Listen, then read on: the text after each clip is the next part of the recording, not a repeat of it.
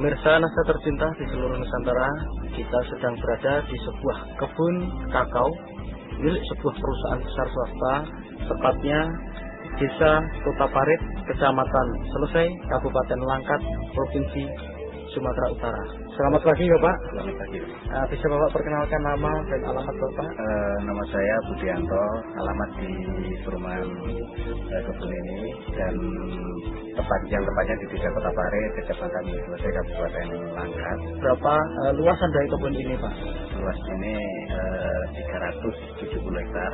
Umurnya itu variasi antara 15 sampai 20 tahun, tapi yang banyak di 20 tahunnya. Jenisnya yang dipakai adalah jenis Drol dan Forastero. Sudah menggunakan produk NASA? Sudah. Apa saja Pak? Yang digunakan di sini adalah NASA sama hormonik. Saya gunakan dengan spot. Untuk dosisnya? Ya, dosisnya 4 tutup per cap ditambah 1 tutup hormon. Itu Bapak gunakan berapa luasan dan berapa habisnya Pak? Yang saya gunakan kurang lebih 150 hektar.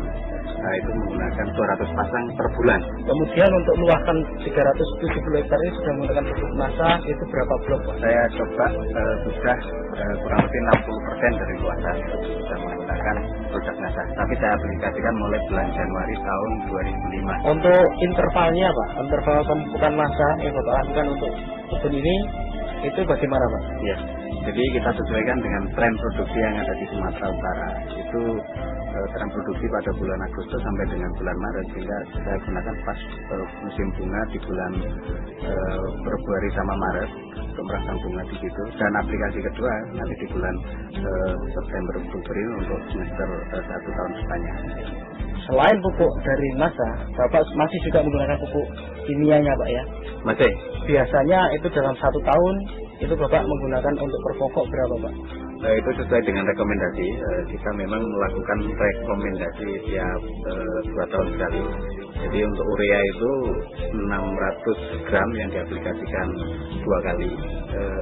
SP sama KCL masing-masing 100 gram juga diaplikasikan setahun 2 kali. Kemudian kalau dilihat Pak ya, tanaman di sini, jarak tanamnya berapa ini Pak? Ini memang bekas tanaman karet yang ditanami di bawahnya dengan cara nanam biji atau yang dikenal dengan seed head.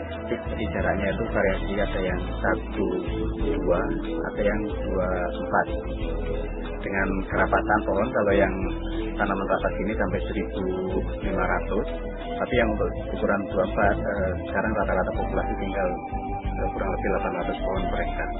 Kemudian dilihat dari naungan Pak, kayaknya di sini juga lumayan cukup banyak naungan. Ini kira-kira apa saja ini Pak buat naungan di sini nih Pak? Ya, ini kita untuk naungan coklatnya yang pokok itu menggunakan pliricide, tapi untuk buffer untuk angin itu menggunakan mahoni. Nah, untuk kebun ini Pak, secara budidaya juga dilakukan pemangkasan Pak ya? Oh iya, itu memang masih. Nah, kira-kira itu bulan apa Pak itu kalau dilakukan pemangkasan itu Pak? Sama sesuai dengan tren produksi, yaitu untuk merangsang bunga yang di bulan Maret, April, Mei itu kita harus pangkas di bulan 2, dan untuk bunga di bulan 9 atau 10 itu kita harus pangkas mulai bulan 8 sama 9. Untuk teorinya pangkas Pak, Pada prinsipnya yang penting itu adalah penyinaran bisa masuk sehingga cabang-cabang, kayak cabang air, cabang kering, dan cabang yang kena sinar itu harus dipotong. Dan yang penting lagi adalah tanaman yang udah tinggi itu harus dipotong. kalau Bapak menggunakan produk dari NASA ini Pak, apa yang Bapak rasakan atau yang Bapak lihat perkembangan dari tanaman atau kebun coklat Bapak ini Pak? Dari segi pertumbuhan vegetatifnya dari daun memang ya cukup menggembirakan, yaitu cukup subur, dan dari bunga-bunga yang mentil yang muncul, jadi itu juga kenaikan produksi. Dari tahun sebelumnya itu ada kenaikan kurang lebih 20% ya kenaikannya ya dari tahun lalu. Kemudian yang lain Pak, Bapak sudah menggunakan produk NASA dari pupuknya.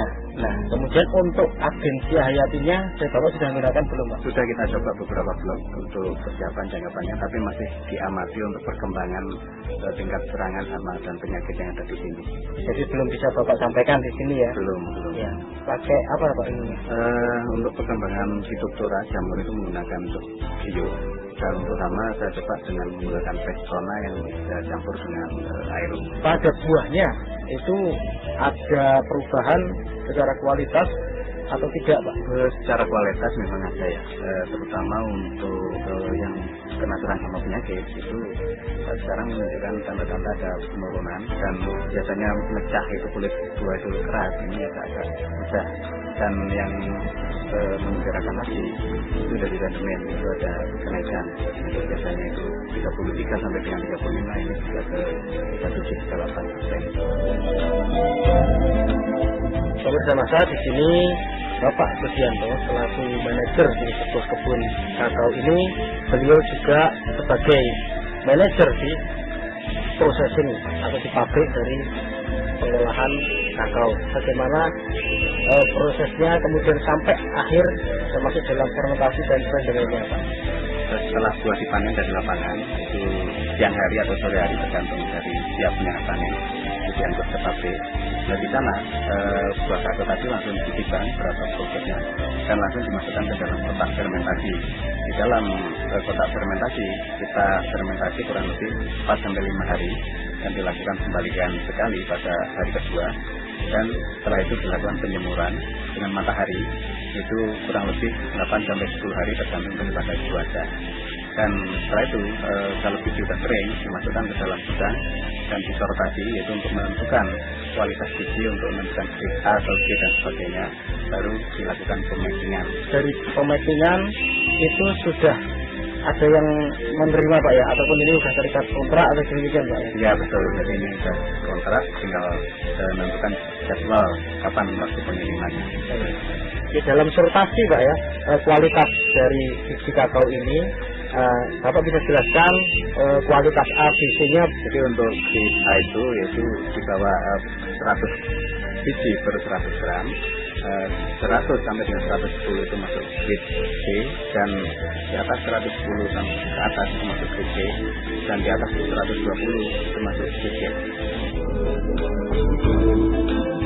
Dari sini kami ingin Bapak menyampaikan pesan dan kesan untuk pemirsa NASA di seluruh Nusantara. Jadi harapan saya untuk masyarakat di Indonesia tidak usah ragu lagi untuk menggunakan produk NASA, karena sudah terbukti secara sendiri untuk di perkebunan ini dengan menggunakan produk NASA ada optimalisasi produksi yang tadinya itu turun seiring dengan umur, dengan menggunakan NASA bisa optimal lagi sesuai dengan standar, sehingga ya termasuk di kebun kami ada kenaikan kurang lebih 20%. Demikianlah pemirsa NASA tercinta di seluruh Nusantara, dengan penggunaan produk NASA ternyata hasil dari kebun kakao milik perusahaan swasta ini berhasil meningkat dengan cukup luar biasa, yaitu peningkatan 20% dibandingkan sebelum menggunakan produk NASA, dan secara kualitas baik itu rendemen maupun grade-nya pun dapat ditingkatkan, sehingga penggunaan produk NASA ini